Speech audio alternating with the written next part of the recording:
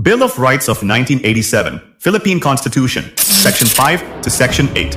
That's we are going to talk about here in RCJ4 TV. Kaya kung bago ka pa lang sa channel na ito, ay mag-subscribe ka na para palagi kitang ma-notify sa tuwing may bago akong uploads. So di na natin ito patatagalin pa at umpisahan na natin. Okay, let's start!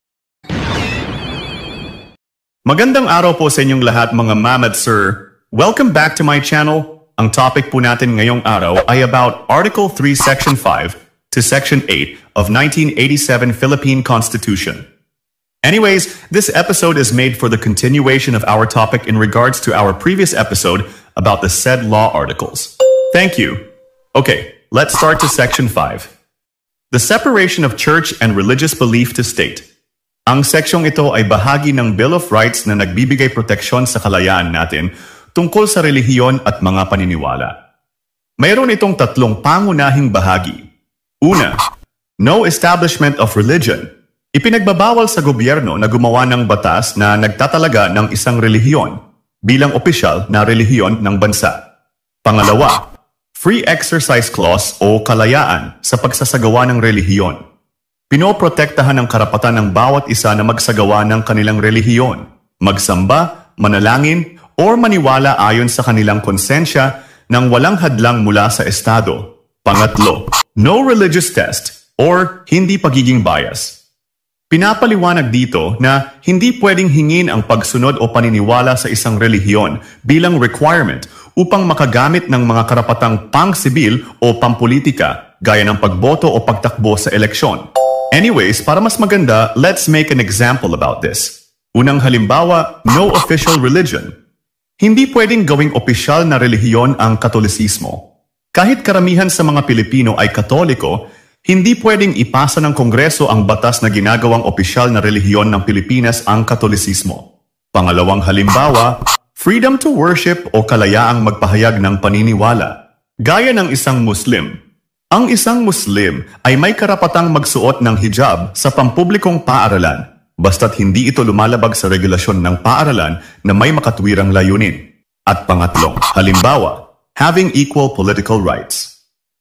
Hindi pwedeng tanggihan ng gobyerno ang isang tao sa posisyon sa trabaho, school, or kahit saan mang anyo ng pagunlad dahil lamang sa kanyang paniniwala o relihiyon. Anyways, ipinapakita lamang ng seksyon na ito ang kahalagahan ng separation ng church and state sa isang demokratikong lipunan. Ginagarantiyahan nito ang karapatan ng bawat mamamayan na pumili, magsagawa, at tamasahin ang kanilang relihiyon ng malaya, habang pinipigilan ang gobyerno na magpakita ng pabor o pagkiling. Sa ganitong paraan, pinoprotektahan nito ang pluralismo sa lipunan at ang pantay-pantay na karapatan ng bawat isa, anuman ang kanilang relihiyon. Next is Section 6. Ang seksyon naman na ito ay nagbibigay protection sa dalawang mahalagang karapatan. Ang ating karapatan sa paninirahan at karapatang mag-travel. May karapatan ng bawat isa na manirahan kung saan nila naisin sa loob ng bansa. Gayon din naman kapag gusto nila lumipat ng tirahan, maliban na lang kung ito ay pinagbawalan ng korte dahil sa ilang mga legal na dahilan.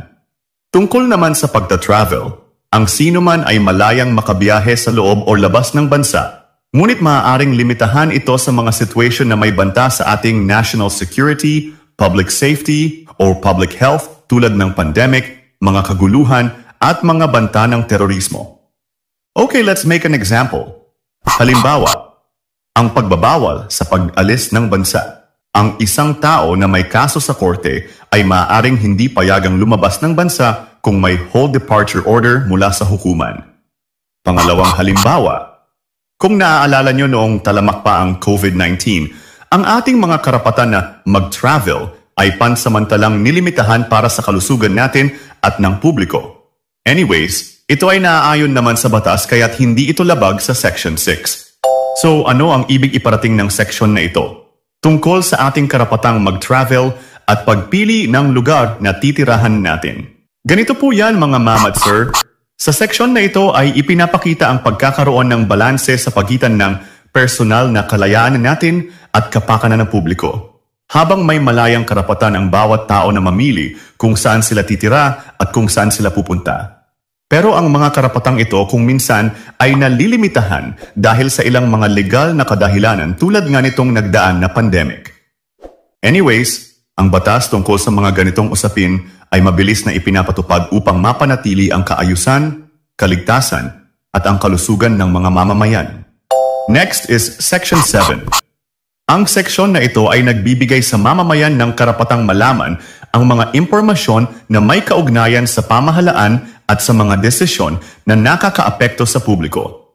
Hindi dapat itago ng gobyerno ang mga mahahalagang datos, lalo na kung ito ay ginagamit sa paggawa ng mga batas, proyekto, or policies. Gayunpaman, maaaring may limitasyon ito kung ang impormasyon ay sensitibo, tulad ng mga bagay na may kinalaman sa pambansang seguridad o privacy ng ibang tao. Halimbawa, budget transparency. May karapatan ng tao o mamamayan na malaman kung paano ginagamit ng gobyerno ang pondo ng bayan. Halimbawa, ang mga detalye ng mga proyekto tulad ng kalsada, paaralan o ayuda. Pangalawang halimbawa, freedom of information. Ang isang mamamayan ay maaaring mag-submit ng request upang humingi ng kopya ng isang government report, gaya ng mga resulta ng isang public bidding or desisyon ng isang ahensya, basta't ito ay hindi classified o nabibilang sa mga confidential information. Anyways, ang layunin ng section na ito ay pagandahin ang ugnayan tungkol sa transparency at accountability sa pamahalaan, sa pagbibigay ng access sa mahahalagang impormasyon. Natutulungan nito ang mamamayan na maging mulat, mapanuri at aktibo. Isa rin itong mahalagang sandata laban sa katiwalian at pag-abuso sa kapangyarihan. And lastly, Section 8. Ang section na ito naman po mga ma'am at sir ay tumutukoy sa mga karapatan natin sa pagkakaroon ng asosasyon o karapatang magbuo at sumali sa mga organisasyon. Maaaring magtatag ng mga unyon ang mga manggagawa, estudyante, professional, o kahit sinong grupo basta't ang layunin naman ay legal at hindi nakakabahala at nakakasira sa lipunan. Mahalaga ito upang mapangalagaan ang interes, kapakanan at karapatan ng mga miyembro ng bawat asosasyon o organisasyon. Halimbawa, unyon ng mga manggagawa sa pabrika. Ganito po yan, mga ma'am at sir. Ang mga empleyado sa isang pabrika ay maaaring magtatag ng unyon upang ipaglaban ang tamang pasahod, benepisyo at patas na kondisyon sa trabaho. Pangalawang halimbawa, ang pagkakaroon ng tinatawag na Teachers Association. Ang mga guro sa mga pampublikong paaralan ay maaaring bumuo ng samahan upang makilahok sa paggawa ng mga policy tungkol sa lalong pag-unlad ng edukasyon and something like that. Anyways, pinoprotektahan ng seksyon na ito ang kalayaan ng bawat isa na magkaisa at bumuo ng organisasyon upang ipahayag at ipaglaban ang kanilang mga karapatan at layunin. Sa ganitong paraan, nabibigyang boses ang mga ordinaryong mamamayan at napapalakas ang demokrasya sa pamamagitan ng mga ganitong aksyon. At siguro ay hanggang dito na lang po muna matatapos ang ating video. At maraming salamat po sa lahat ng mga nakapanood at mga nakinig. See you on the next episode. Goodbye. Kaibigan, nagustuhan mo ba ang topic na ito? Sana ay may natutunan ka ngayong araw.